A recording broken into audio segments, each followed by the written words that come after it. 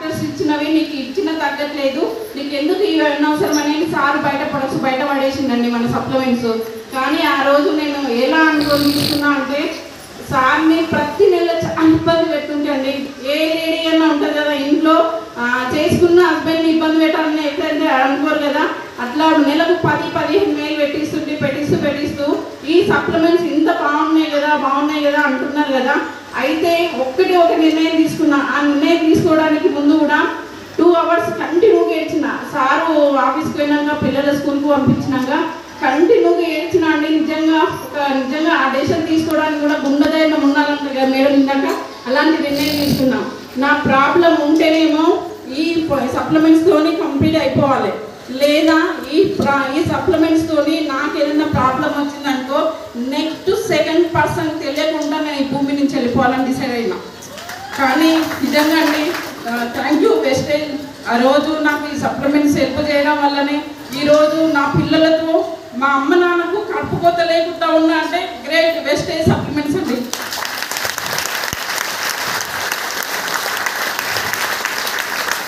అంత డిసైడ్ అయినా తీసుకున్నా కానీ నా నిజంగా అదృష్టం అనుకుంటా, నా గ్రేట్ అప్లైన్ సంధ్య మేడం ఇచ్చిన అవకాశం అనుకుంటా తీసుకున్నా.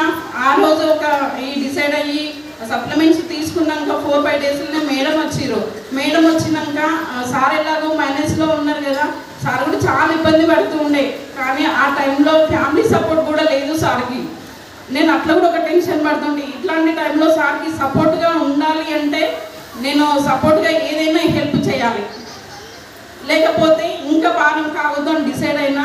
నాకు మేడం చెప్పిన అవకాశంలో నాకు ఇక్కడ 3 generations సెక్యూరిటీ కనిపించింది, ఇక్కడ నుంచి ఇన్కమ్ తీసుకోవడం కనిపించింది. నా వల్ల సాధ్యం.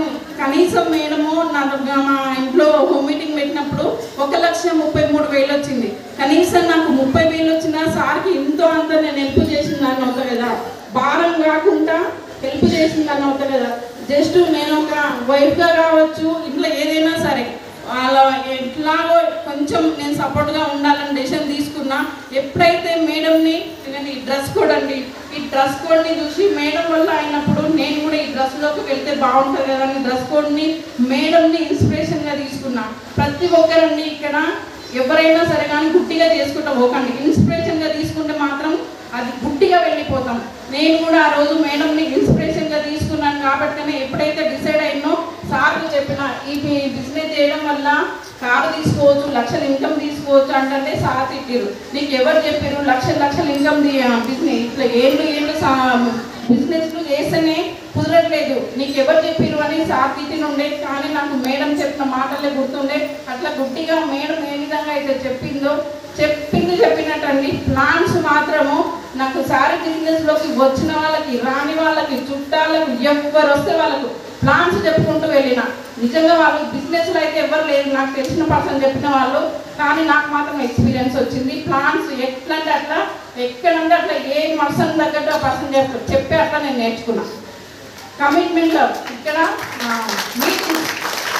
మీటింగ్స్ నేను మిస్ అయిన మీటింగ్స్ అంటే 2-3 ఉంటాయి. ఆ మీటింగ్స్ కమిట్మెంట్ అప్పుడైనా సబ్మిషన్ చెప్పింది చేసుకుంటూ పోవడము, బుక్స్ చదవడము, ఇలాంటివన్నీ కమిట్మెంట్గా సెకండ్ రోజే పీడి కంప్లీట్ చేయడము. వాళ్ళు ఏది చెప్తే అది, అనిల్ సార్ కానీ సంధ్య మేడం కానీ వాళ్ళు ఏది చెప్తే అది చేసుకుంటూ పోతూ ఆ రోజు బిజినెస్ నుంచి నేను ఈ బిజినెస్ చేస్తా, శారీ బిజినెస్ అని వెళ్తూ ఉంటే చాలా మంది ఏమైనా చేసిరండి.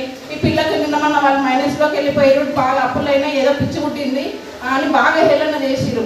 కానీ వాళ్ళు పిచ్చి పుట్టాలనుకున్నారో ఏమనుకున్నారో కానీ 8 months లాంటి 6 monthsలోనే నేను ఏ విధంగా పనిచేసిందో నాకు తెలియదు, నా ఫ్రెండ్స్ తెలుసు, ఆ దేవుడికి తెలుసు. 6 monthsలో స్టార్ డైరెక్టర్గా 40,000 ఇన్కమ్ తీసుకొని కార్డు చేశాను. కార్ పూర్తి చేసినాక పిచ్చి పట్టిన నన్ను ఏమన్నారు అంటే నువ్వు చేస్తాం అనుకున్నా రాదా,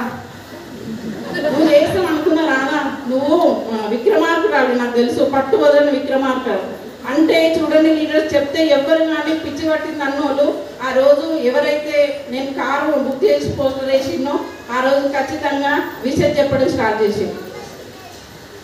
అట్లా విధంగా 12 lakhs వర్త్ కారండి. మా సార్ కూడా చెప్పగానే బిజినెస్కి రాలేదండి, మీకు నేనే ఇస్తా 5,000, అనవసరంగా డబ్బులు పెడుతున్నావు అది ఇది చాలా నెగిటివ్ పర్సన్కు నిలువెత్తు నిదర్శనం అంటే మా సారే అని చెప్తా. అందుకు అట్లాంటి పర్సన్ నుండి ఎవరైతే డబ్బులు ఎక్కడైతే ఇబ్బంది రాదు కదండి. ఇట్లనే సార్ వద్దంటారండి. 40,000 ఇన్కమ్, ఒక 12 లక్షల కారు గిఫ్ట్ ఇచ్చిన సార్ కూడా ఇప్పుడు నాతో పడుతుంది. రండి బిజినెస్కి రండి అంటే ఏర్పడి నేను వస్తారా? కాదు కదా. అందుకు ఇక్కడ చాలా మంది లేడీస్ కొత్త వాళ్ళు ఉండొచ్చు. వర్క్ పెంచండి. వర్క్ పెంచితే ఖచ్చితంగా మన హస్బెండ్స్ గాను మన పేరెంట్స్ ప్రతి ఒక్కరు మనకు సపోర్ట్ చేస్తారు అనమాట. అందుకు ఎవరైనా లీడర్స్ ఇంకొకటి చిన్న చెప్పి నేను క్లోజ్ చేశాను, టైం ఎక్కువ లేదు. ఒకటి లీడర్స్, నేను శారీ బిజినెస్ చేస్తుంటే సారు ఒక మంచి ప్రైవేట్ కంపెనీలో జాబ్ చేస్తుండే, చిట్టీలు చేస్తుండే, వేరే ఏదో చేస్తుండే. ఇద్దరే కలిపి ఆల్మోస్ట్ 1 lakh ఇన్కమ్ వరకు వస్తుండే. కానీ మేము తీసుకున్న డిసిషన్ ఏంటి అంటే ఎంత చేసినా అక్కడ యాక్టివ్ ఇన్కమ్ చేసిస్తే వచ్చేదే, చేయని రోజు మాత్రం రాదు. కానీ ఇక్కడ ఎప్పుడైతే మేము 40,000 ఇన్కమ్ కార్ తీసుకున్నామో అప్పుడు సార్ నమ్మి ఇక్కడ ఫుల్ టైమ్గా మేము చేయడానికి డిసైడ్ అయినాము. ఎందుకు అంటే అక్కడ మేము ఆల్రెడీ మైనస్లో ఉండి కూడా మాకు ఇన్కమ్ లేకుండా 40,000 సరిపోతుందండి ఇప్పుడున్న పరిస్థితిలో. అంటే అట్లాంటి పరిస్థితిలో ఉండి కూడా మేము ఇక్కడ ఫుల్ టైమ్గా డిసిషన్ చేస్తున్నామంటే ఈ రోజు వచ్చే ఇన్కమ్ కోసం కాదు, నా పిల్లల ఫ్యూచర్ కోసం. నేను ఉన్నా లేకున్నా నా పిల్లలు హ్యాపీగా లైఫ్ లీడ్ చేయాలి. ఇక్కడ మాకు మేమే కండిషన్, మాకు మేమే వర్క్ పెట్టుకొని పనిచేస్తున్నాం. పోటీ ఎవ్వరు లేరండి. నాకు నేనే పోటీ. నేను సార్కు పోటీ, సార్ నాకు పోటీ. నువ్వు ఎన్ని ప్లాన్స్ చేసినావు, నువ్వెన్ని ప్లాన్స్ చేసావు. ఈ విధంగా పోటీ పెట్టుకొని మేము ప్లాన్ చేయని రోజంటూ ఉండదు.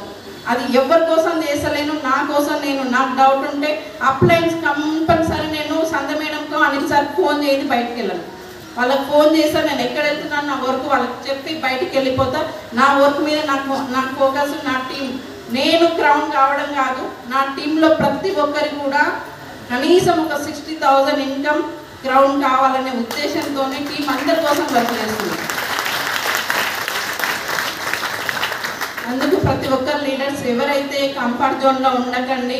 నాకు అప్పులు ఉన్నాయి, నేను ఇంకా 2 ఏళ్ళ తర్వాత చేస్తా అంటే మాకు కూడా అప్పులు ఉన్నాయి. కానీ అప్పులు అయిపోయినాక రావాలంటే ఇక్కడ మనతో ఉన్న వాళ్ళు డీసీలు లక్షల ఇన్కంలోకి వెళ్తారు. వాళ్ళ అప్పులలో మనం అయిపోవు, మనం ఇక్కడ బిజినెస్ చేయలేము.